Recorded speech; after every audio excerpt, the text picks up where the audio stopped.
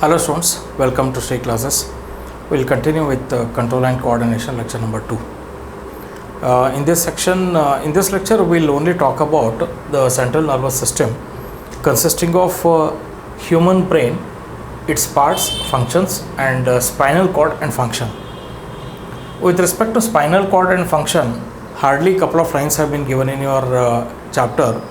Okay, at least we'll understand what is spinal cord, what are its functions and how it is protected. Whereas with respect to human brain, the diagram is given, main components of the brains have been given in your textbook and the functions have been explained. So we'll go through the human brain, its main parts and functions. If we look at the major parts of the brain, first we'll go through these parts of the brain and then you can see, or let's see, I think we'll have a look at this is how the human brain parts have been given in your chapter. Here the spinal cord comes and gets attached to this particular portion which is called medulla oblongata. The spinal cord comes and gets attached to here. This is the picture of the complete brain. And major parts are forebrain, midbrain and hindbrain. These are the three major components. Hypothalamus, pituitary gland, locations have been given. Cranium is called a skull, which is a bony cage inside which the brain is located. So pons, medulla oblongata, cerebellum, these are the components here given. Spinal cord, midbrain, cranium, which is a skull, and cerebrum, and this particular thing is called a forebrain. This is the forebrain basically. This cerebrum is the major part of the forebrain, and at the center you have a midbrain, and hindbrain is this part. This part is the hindbrain, which consists of pons, medulla and cerebellum. So these are the main three components. And forebrain, which is the dome shaped roof like structure of the brain, has different regions for different activities. We'll see what are those things.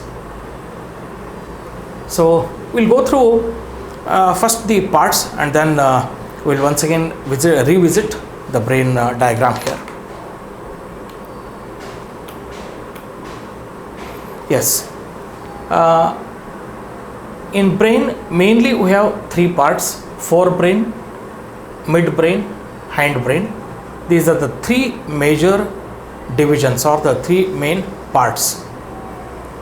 Forebrain mainly consists of cerebrum.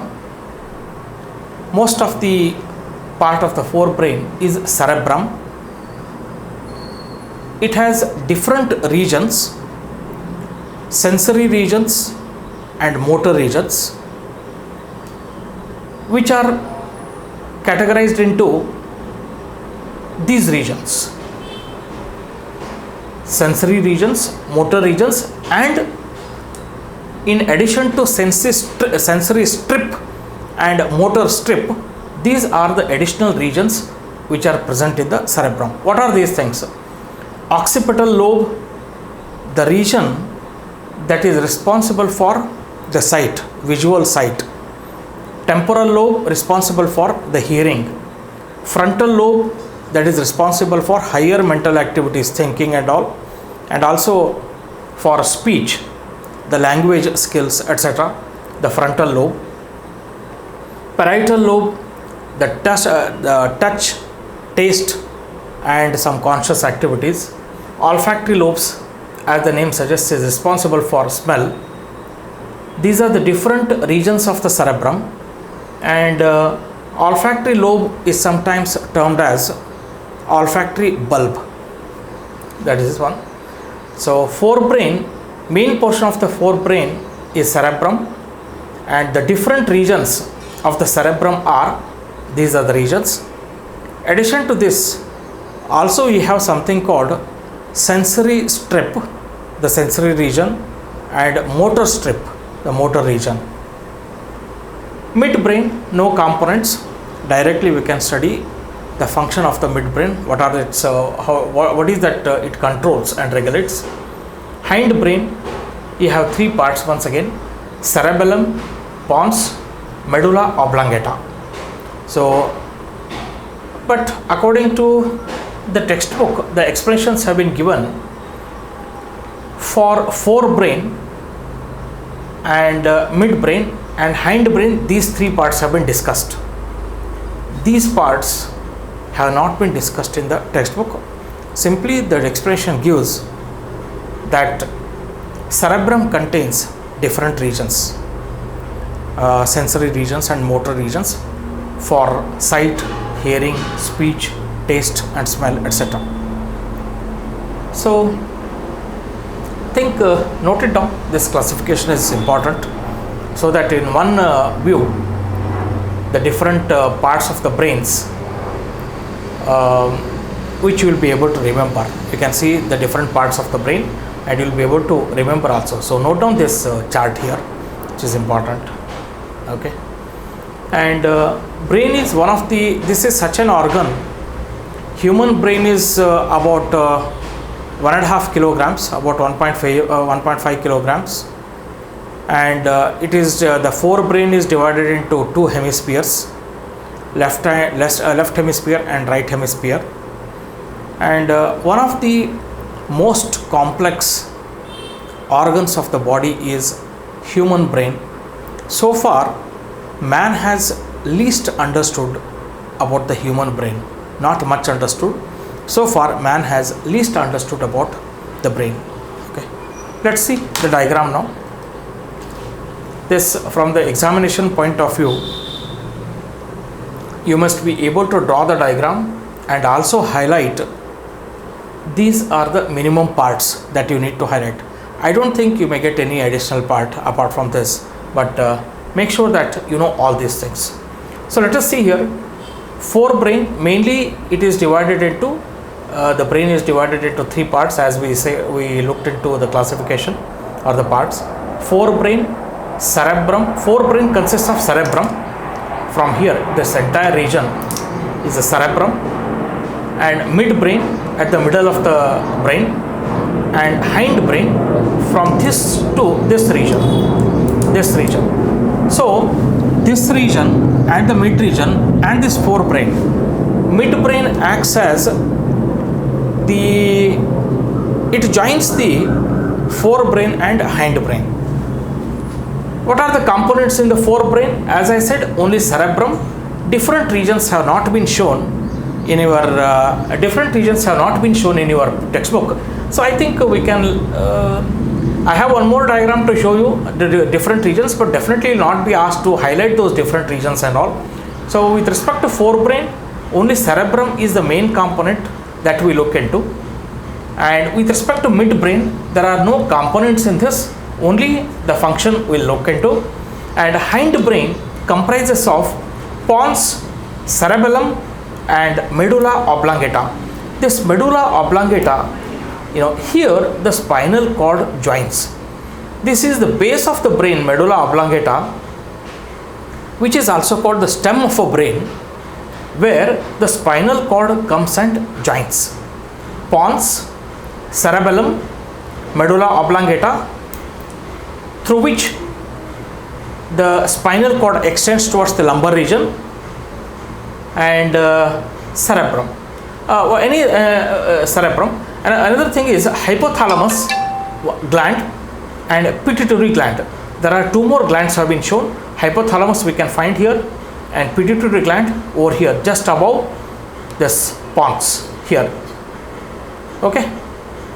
I think these are the components which you must know to represent on brain properly. Okay.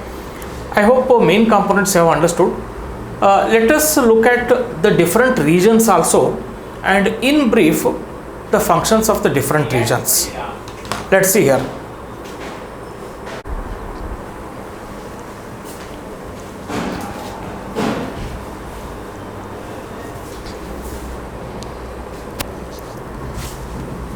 we'll look at the other components also here. That is, yes, here. As I said, the different regions of the forebrain, frontal lobe, which is responsible for the speech, languages and higher mental activities, is taken care by the frontal lobe. That means this region is responsible for thinking and learning of the languages, speech, etc. The speech, thinking, etc. are controlled by this region. Temporal lobe, here the temporal lobe, that is mainly for sensing, the hearing and all. That is, this region is responsible for hearing, auditory processing, that is hearing. Temporal lobe controls auditory, it is responsible for auditory processing. That is the keyword, best word actually. And also the language comprehension. So definitely hearing means, comprehending of the language and all. The temporal lobe is responsible for. Frontal lobe, temporal lobe, these two.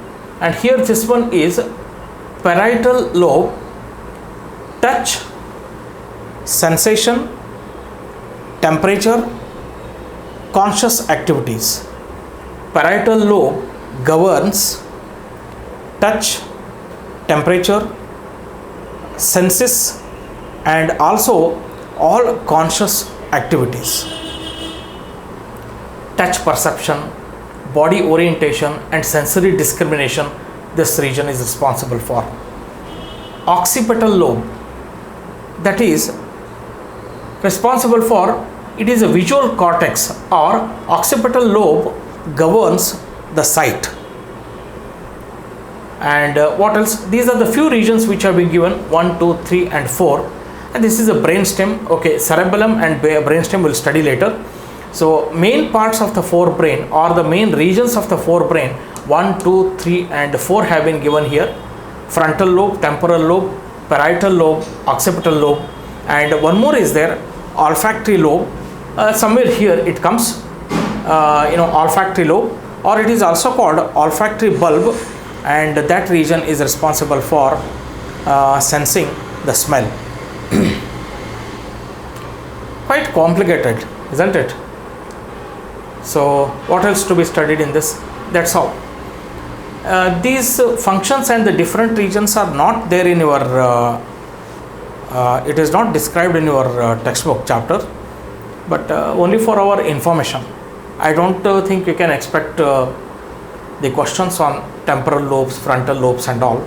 Only you can say there are different regions for hearing, for visual sight, for sensing and for speech, and sensory regions and motor regions. These are the things which you can say. Let's see next. So some of the notes which you have to understand: location of the brain and how it is protected. Important.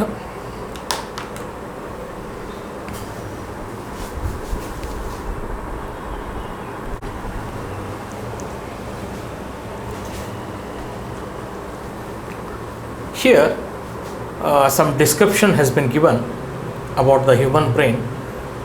First, location and how it is protected. Brain is placed inside a bony cage, and that bony cage is called skull, so that it is protected, it is not injured. A bony skull is very hard, and inside which the brain is placed. Not only that, it is covered by 3 membranes called meninges, and this meninges is something like a balloon which is filled up with some fluid. That fluid is called cerebrospinal fluid, so that inside the cerebrospinal fluid the brain is located. Why this brain is surrounded by this particular fluid and 3 membrane layered called meninges? Because the brain can be protected by any shocks, hammering action, any shocks and all to the skull, the brain will be protected from basically the shocks, so that the fluid will absorb the shocks and brain is protected. So mainly where it is located we have understood, in a bony cage called skull, and three-layered membrane called meninges filled with cerebrospinal fluid protects the brain from the shocks. This is one part. And the brain has three main parts: forebrain, midbrain, hindbrain, and these are the things which have been discussed. These three parts have been discussed in your textbook. First of all, forebrain. Mainly it consists of cerebrum. Cerebrum and forebrain is the biggest part of the brain. It has left hemisphere, right hemisphere, and that is the largest part of the brain. Cerebrum, what is the description? It is a dome-shaped roof of the brain. Dome-shaped roof of the brain, and the largest part of the brain with the following regions. We saw this already: occipital lobe, which is responsible for the sight, the region for sight; temporal lobe, the region for hearing; frontal lobe, the region for speech, the region for higher mental activities; parietal lobe, the region for taste, touch, temperature, sensation, as well as the conscious activities; and olfactory lobe, the region for sensing the smell. These are the different regions which we have seen in the brain diagram. What are the functions of the forebrain? Main important functions have been listed here. Listen very carefully and read also carefully and note down also. Forebrain is the main thinking part of the brain. All our thinking, reading, when I am talking right now, you must be correlating whatever I am talking that to the picture of the brain. That also is mainly due to the forebrain. Okay, it is processing the hearing, whatever that you are seeing, hearing, that is being processed and correlated with the image of the brain. So right now it is happening in your brains, isn't it? So forebrain is the main thinking part. First point. Second point, there are separate areas in the forebrain which are specialized for hearing, smell, touch, speech and sight. Is it clear? This is how we can say. See, we have Panchendriyas. You know all the functions of that. All Panchendriyas are responsible for a particular sense, for a particular, it will sense the particular stimulus. So all those stimuli will reach a particular region, and the regions are also named as hearing region, speech region, sense regions and sight region, etc. So separate areas of the forebrain are specialized for hearing, smell, sight, speech, touch, temperature, so on. Cerebrum has sensory areas. Now we are talking about the cerebrum. Once again here, cerebrum has sensory areas where the information is received from the receptors via sensory neurons. This description is more important than this description. Do you understand?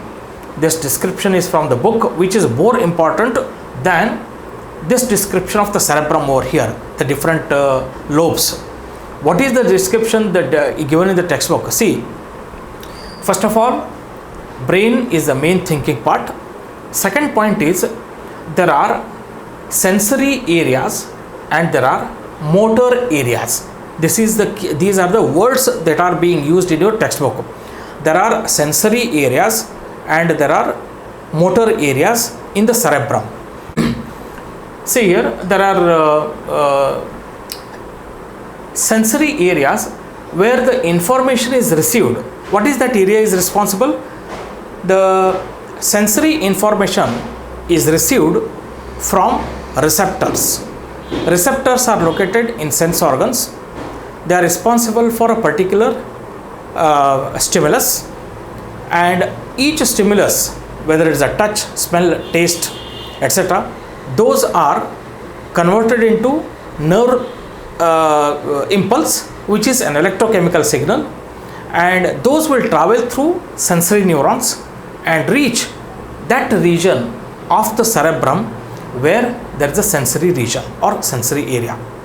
So sensory areas, it is the region where the information is received from receptors through sensory neurons, and there are motor areas from where the instructions are given to the effectors. Effectors are the muscles, where the instructions are sent to effectors via motor neurons. So this is the second point. And third point, based on the information received in the sensory region, brain will decide, think and act in terms of sending the signals via motor neurons from the motor areas to the effector muscles for taking a particular action, which becomes a response for the input stimulus.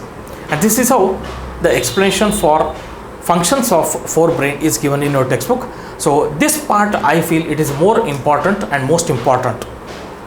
So once again we'll revise this, what it says, the functions according to your textbook. The forebrain is the main thinking part of the brain. It has got sensory areas, or there are separate areas in the forebrain for hearing, for touch, for smell, for taste and so on. There are sensory areas where the information is received from the receptors via sensory neurons. There are motor areas from where the instructions are given to effector muscles via means through motor neurons. These are the two things, and based on the input, that is the sensory information received by the receptors in the sensor areas, brain will think about what is the action to be taken, and it sends instructions to different body parts through motor areas via motor neurons to the effector muscles. Effectors are muscles. This is how the action will be taken as a response to the input stimulus. I hope this part is very important, and as much as possible the keywords need to be remembered from this paragraph. I hope you have understood what is a forebrain. Mainly consists of cerebrum, what are its functions, and these are different regions. If you can remember, or else all these areas have been covered in this small paragraph, whatever this description that is covered in this paragraph. So read and make a note of this one. So can we go to the next now, midbrain? Let's see. Midbrain, this connects the forebrain and the hindbrain. It controls reflex movements of head, neck and trunk in response to the visual and auditory stimulus or stimuli. This is the function given in your textbook. So what is that midbrain it controls? The midbrain controls the reflex movements. Suddenly a ball comes in the front, you'll make like this. So the sudden reflex movements of head, neck and trunk. Trunk is that region below the neck and till the abdomen. That is what we can call the middle portion below the neck. That portion is the trunk. So the reflex movements of head, neck and trunk is controlled by the midbrain. Is it clear? Very clear. That is the function for both. And what could be the stimulus here? It can be visual stimulus or auditory stimulus, isn't it? You'll be standing near the DJ speakers and all. Suddenly if the speaker starts, suddenly you do like this. So that could be the auditory stimulus. It can be an auditory stimulus. And suddenly if somebody throws a pen towards you or a ball towards you, you will immediately shake your head and try to avoid that particular object. So the reflex movements of the head, neck and trunk portion is controlled by the midbrain with respect to the auditory stimulus as well as the visual stimulus. That is the function of the midbrain. This is the minimum you should know. Other than this, if your teacher has given, or if you have some done a research and all, that you can collect it and keep it here. But the minimum is what is to be known is from the textbook. If you know apart from this something, yeah, good. But whenever the questions are asked, make sure that you answer on the top priority, or answer should be from the textbook, and then whatever that you know additional things can be put into. That makes some sense. Last one, the hind brain. It has three parts or the three centers: cerebellum, pons, and medulla oblongata, which is also called simply medulla. These are the three regions. Can we first visit once again these three parts and then come back to this description? We'll do that, because already you must have forgotten where is this cerebellum, pons, and medulla oblongata. Remember, medulla oblongata, the spinal cord which goes from the back, the spinal cord enters the brain via medulla oblongata, or I can say like this: it is the stem of the brain. Medulla oblongata is the stem of the brain where the spinal cord joins. The junction takes place in the medulla oblongata.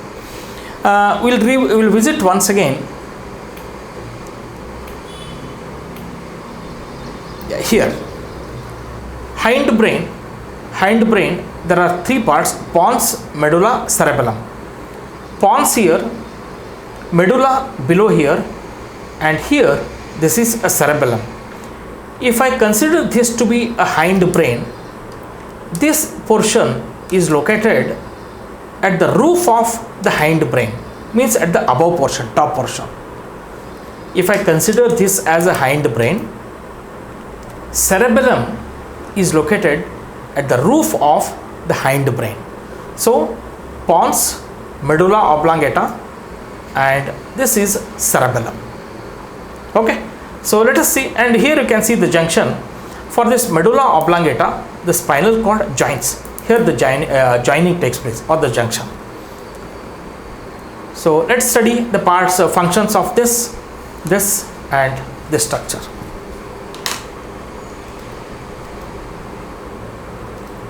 Here,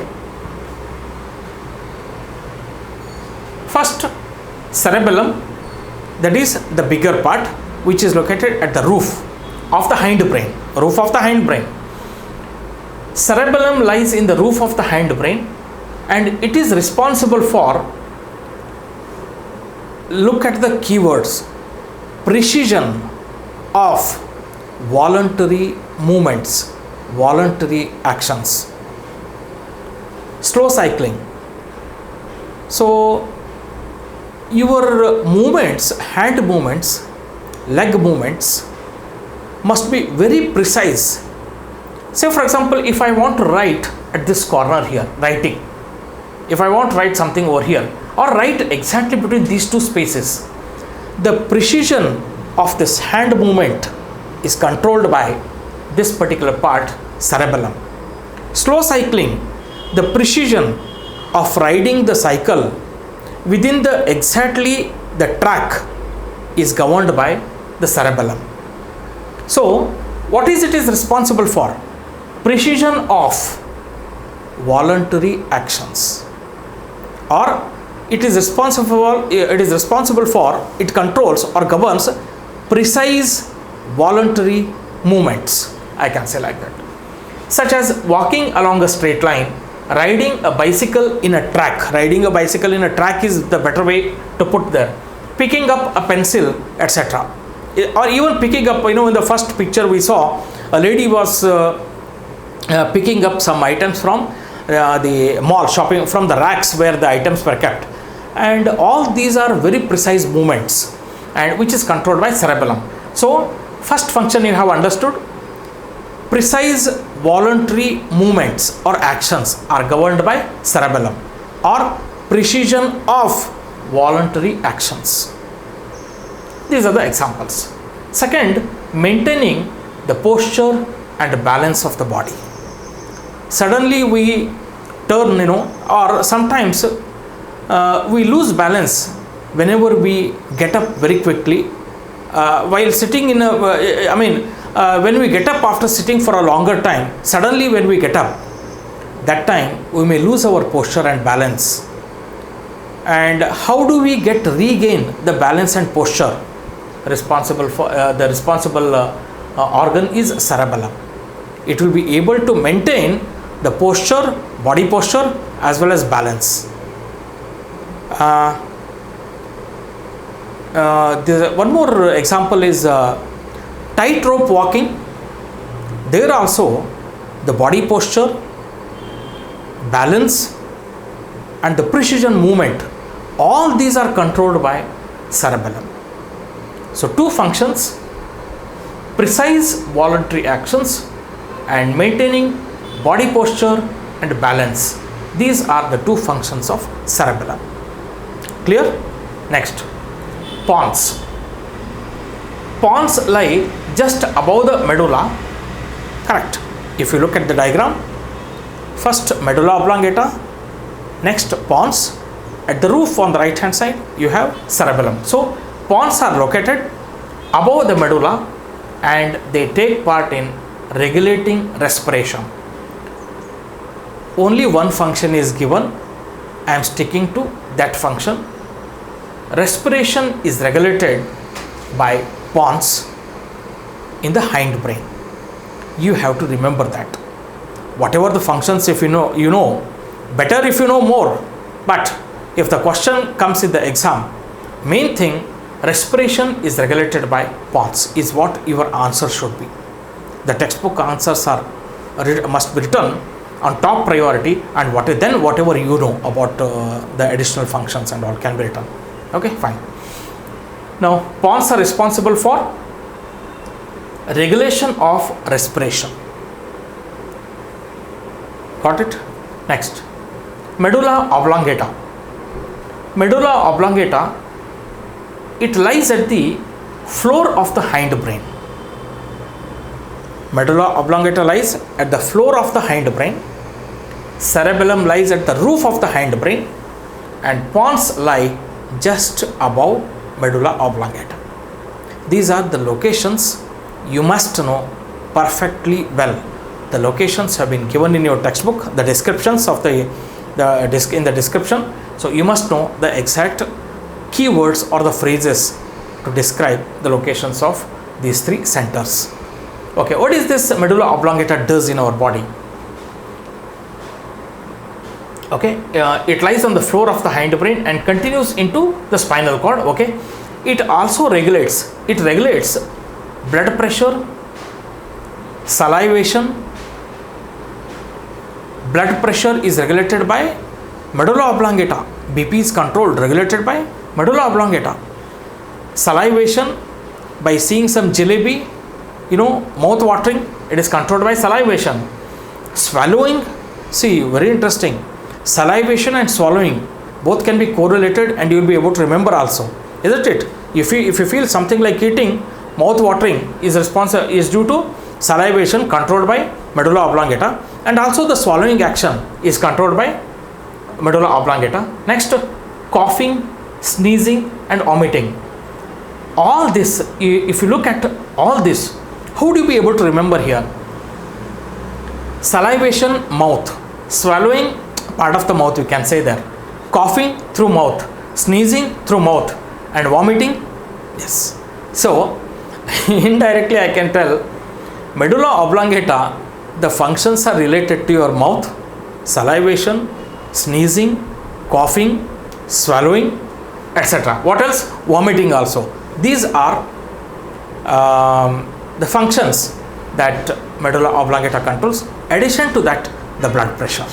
So I think these things are quite clear for you.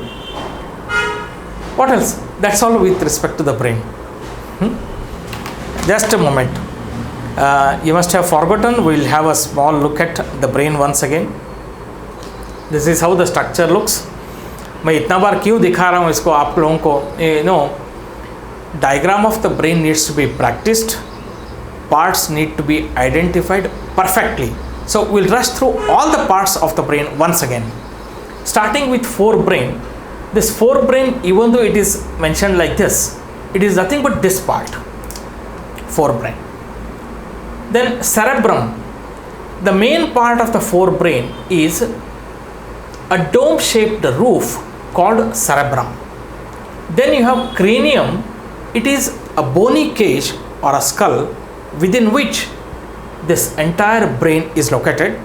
Also, inside the skull there is a three-layered membrane which is called meninges that contains, it's a balloon-like structure that contains cerebrospinal fluid within which the brain is located, so that it is protected from shocks also, because the fluid will be able to absorb the shocks. So next is midbrain at the center, which joins the forebrain and the hindbrain. And here is the hindbrain, this one. Medulla oblongata at the floor of the hindbrain, cerebellum at the roof of the hindbrain, and pons just above the medulla. Pons are located just above the medulla. Okay, and medulla oblongata extends into the spinal cord also. So basically, medulla oblongata, which becomes the stem of the brain where the spinal cord gets attached. Okay. Apart from this, you have another two parts here, hypothalamus here and pituitary gland here. These two functions will cover in endocrine system. Got it? We'll cover those things into endocrine systems. So these are the main components of the brain, and we have gone through the functions. These are also, of course, different regions which you can have a look at. Frontal lobe, temporal lobe, parietal lobe, occipital lobe, cerebellum, brainstem. Yeah. So functions we have seen. These things you make a note also. This also. Yeah. Human brain, the location, parts, functions, all these things, it is better to make a note. These things have been segregated from the textbook, taken some additional information and made a PPT, and it is advisable that if you can write properly, it becomes a good notes and quite helpful before the exams for the revision process and all. Okay. Next, we have completed structure of the brain, location of the brain, functions of the brain. Next, spinal cord. Spinal cords. What is spinal cord? Where it is located and the function. These are the three things which you have to understand. What is a spinal cord? It is a cylindrical bunch of nerves in very simple terms. It is a pipe-like tubular structure, bundle of nerves. What nerves? Where do these nerves come from? The different parts of the body. All the nerves that come from different parts of the body form a bundle-like structure, a cylindrical structure, and then enter into the brain. You got it? So, what is the spinal cord? How do you define that? Or what is the explanation for spinal cord? It is a long cylindrical bundle of nerves and is a part of the central nervous system. Where does it begin? It begins with the medulla oblongata, you can say like that, the beginning portion, or it starts from medulla oblongata and extends downwards till the lumbar region.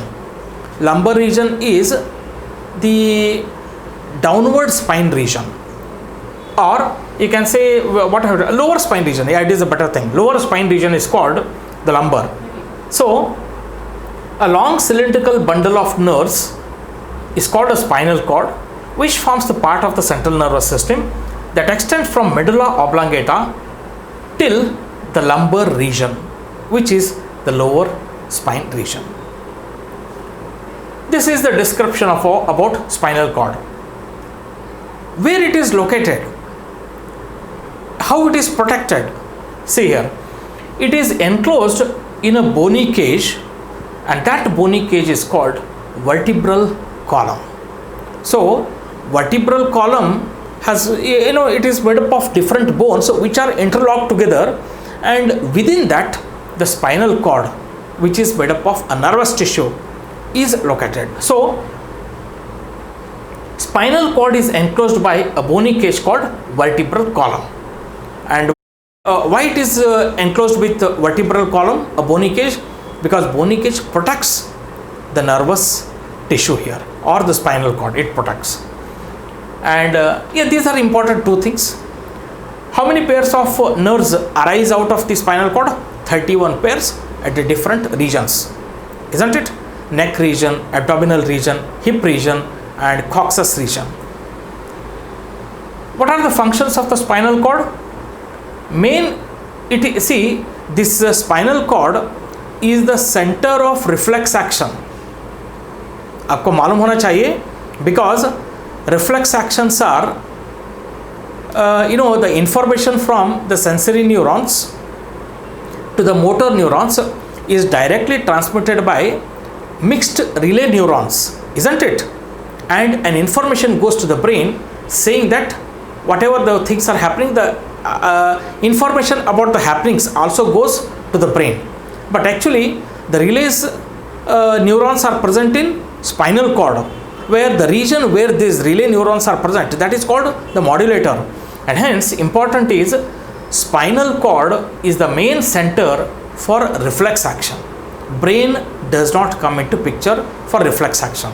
So remember, spinal cord is the main center for reflex action. Second one, it is concerned with conduction of nerve impulses to and from the brain. Or I can put like this: spinal cord helps in establishing the communication between different parts of the body and the brain. It acts as a communication highway. See, you understood? It is basically a communication highway. It acts as a communication highway between different parts of the body and the brain. So these are the two main functions of the spinal cord. Okay, fine, that's all. You can note down those points also. Pause the video and you can note it down. Next, yeah, one more small part is there. How do muscle systems cause the movements? Very interesting is, your textbook covers a little chota portions. Very important. See, if this is there, these movements, whatever I am doing now, these are caused by this muscles as well as this muscle over here. How is that possible? What is that is making the movements of this limbs here, hands here? Interestingly, the muscle cells have specialized proteins. These proteins or arrangement of these proteins by changing their shape and size causes contraction of the muscles, leading to the movements of the limbs. What is this? Let's see once again. Muscle cells have special proteins. Remember, muscle cells have special proteins. What do? They change their shape. When the shape changes, the size also. You can also say like that. The special proteins present in the muscle cells change their shape, size, and also the arrangement of protein molecules. The arrangement of proteins. Protein means it is a chemical molecule. Understand? So muscle cells have special proteins that change their shape and arrangement, and in the cell in response to the nervous electrical impulses based on the stimulus. As a response, they change their shape and arrangement, and the change in the shape and the arrangement of these proteins causes the muscle cells to take a shorter form. Excellently explained. The change in shape of the proteins and their arrangement makes the muscle cells to contract whenever it gets a stimulus from the motor neurons, and contraction makes the movements of the limbs, because these muscles are attached to the skeletons, and the skeleton would be able to move because of the contraction and relaxation. As long as the stimulus is there, it may contract. The moment the stimulus vanishes, it may come back to its original arrangement and original shape, thereby relaxation of the muscles takes place. So just to remember, muscle cells, how do the movements of how do the muscle systems cause the movements of the body parts? Muscle cells contain special proteins. They change their shape and arrangement, which causes the movement of muscles, and the arrangement and shape of the proteins change because of the nervous electrical impulses. I hope you have understood. Due to nervous electrical impulses, the shape and arrangement of the special proteins present in the muscle cells takes place. That results in contraction and relaxation of the muscle cells, and the muscles will be able to contract and relax, and hence they cause the movements of the body parts, is what your answer should be. Important, एक paragraph किधर तो दिया है इसने, this information is given there. Okay, yeah, I think lecture to end over here, it is given. So that's all for today. We have learnt central nervous system. Under central nervous system, what is brain, different parts, where it is located, how it is protected, functions of different parts. Then spinal cord, what is the spinal cord, where it is located, what are its two functions, important functions.